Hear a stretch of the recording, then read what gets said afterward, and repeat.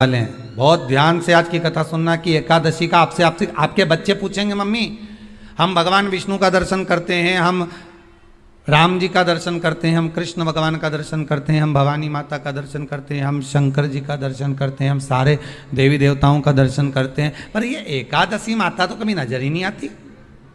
पूछेंगे कि नहीं पूछेंगे कि तुम जिस एकादशी का व्रत करते हो इनका जन्म कहां से हुआ, कहां जन्मी थी? एकादशी की जन्मस्थली कहां है? भाई भगवान कृष्ण की जन्मस्थली तो मथुरा है, श्री राम जी महाराज की जन्मस्थली बोल दो जम के अयोध्या है।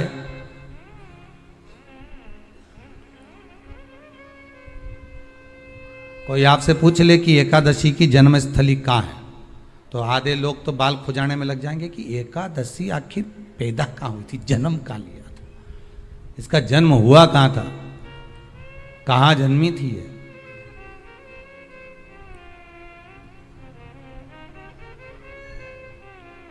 इसका जन्म स्थल है कहां?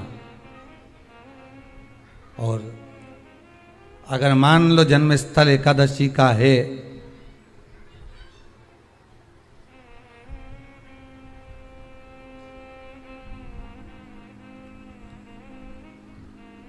और एकादशी अगर जन्मी है, उसका जन्म हुआ है और दुनिया के लोग इतना व्रत करते हैं, उपवास करते हैं, तो फिर इसका जन्म स्थल कहां होगा? तो कहा इसका जो जन्म स्थल है वो बद्रीनाथ। कहां पर है? बद्रीनाथ। और उस बद्री विशाल में भी एक गुफा जिसका नाम है हेमवती। क्या नाम है? हेमवती। उस गुफा में एकादशी का जन्म स्थल है। बद्री विशाल में हेमवती गुफा जो 12 योजन अंदर प्रवेश करने जितनी है, 12 योजन की गुफा के अंदर, हेमवती के अंदर एकादशी का प्रागट्य हुआ था, एकादशी का जन्म हुआ था।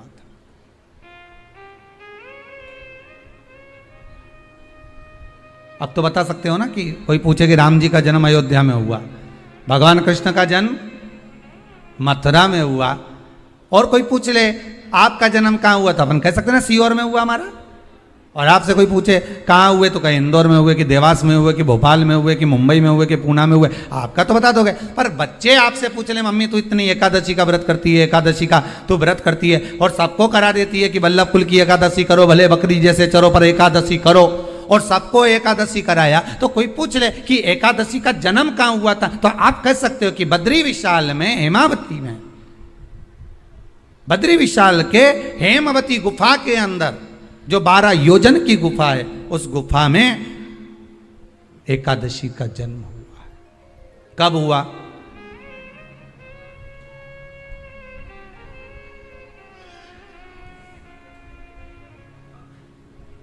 जन्म होने का कारण, राम जी के जन्म होने का कारण था रावण का संहार।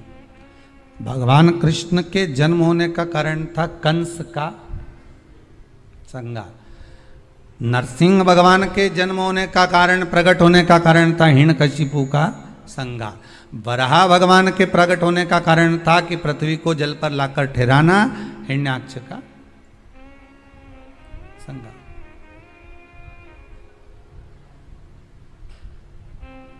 तो फिर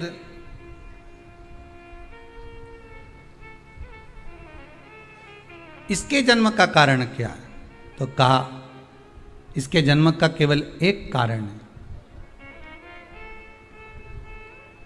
सतयुग में, अब एक और बात का बहुत ध्यान दीजिएगा महाराज, सतयुग एक बार नहीं हुआ कि तुम सोचो कि सतयुग के बाद में द्वापर, त्रेता आ गया, त्रेता के बाद द्वापर आ गया, द्वापर के बाद कलयुग। एक सतयुग नहीं है, एक त्रेता नहीं है, एक द्वापर नहीं है, ना जाने कितने कितने सतयुग निकल गए, ना जाने कितने कितने द्वापर, त्रेता, कलयुग, ना जाने कितने निकल गए।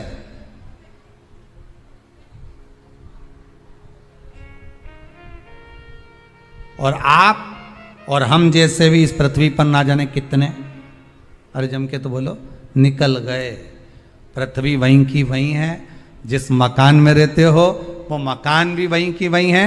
बस कभी कभी एकदम प्लाट हो जाता है, फिर उस पर वापस बन जाता है, फिर क्लीन, फिर बन गया, फिर क्लीन, फिर बन गया। ना जाने कितने कितने कितने कितने जन्म हम ले चुके हैं, और हमारे भी आगे का जन्म कितने जन्म होते रहेंगे। जमीन वहीं की वहीं रह जाएगी और अपन चले जाए, बस वो जगह वहीं रह गई। जो पहले परदादाजी की थी दादाजी को मिल गई, दादाजी की थी पिताजी को मिल गई, पिताजी की थी उनके बेटे को मिल गई, उनके बेटे से उनको बेटों को मिल गई। मिलते मिलते मिलते मिलते कब वो जमीन भी बिक गई समय की अवस्था में, फिर दूसरे की हो गई। और हम सोच कर रह गए कि ये हमारा है, हम इसके लिए लड़ाई करें, झगड़ा करें।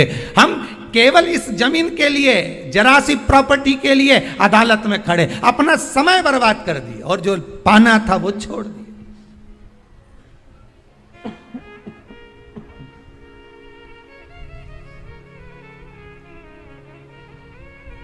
जो पाना था वो छोड़ दिया हमने।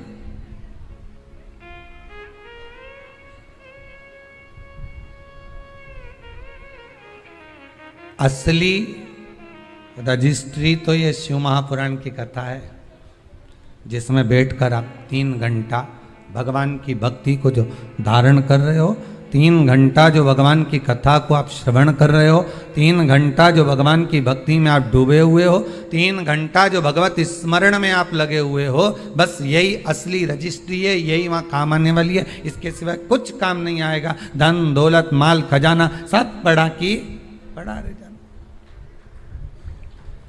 सब धरा की धरा।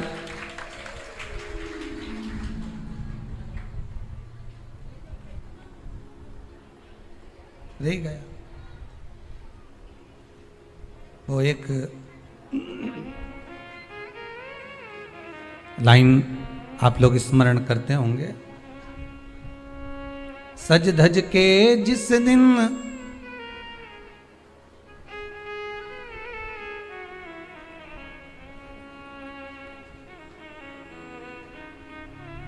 सज धज के जिस दिन मौत की शहजादी आएगी, न सोना काम आएगा न चांदी आएगा।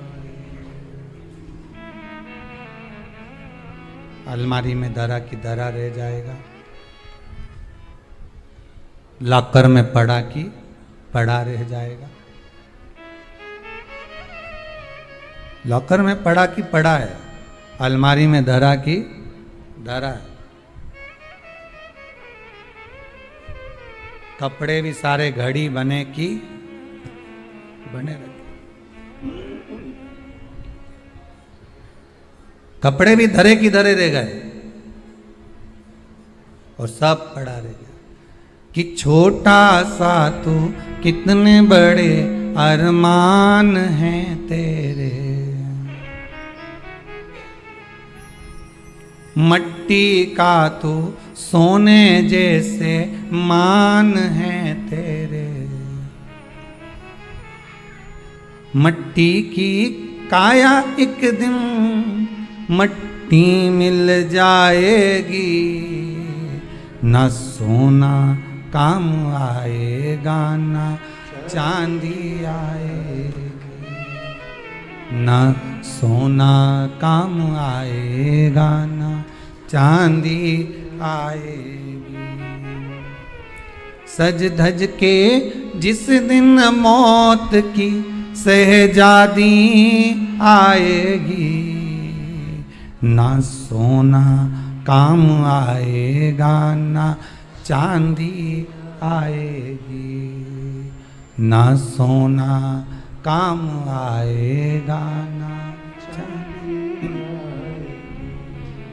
सब पड़ा रह जाएगा, धरा की धरा रह जाएगा, सब पड़ा की पड़ा रह गया, जीव चला गया।